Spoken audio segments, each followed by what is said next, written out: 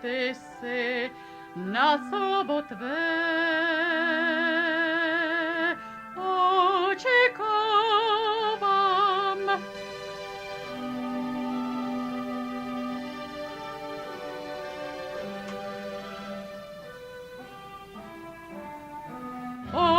Odstuptež ode mne nešlechetníci, abych ostříhal přikázání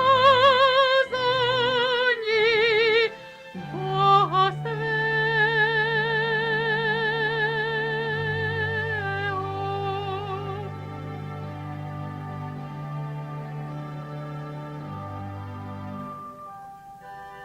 Posiluj mne, bych zachován byl a patřil k ustanovením tvým ustavičně.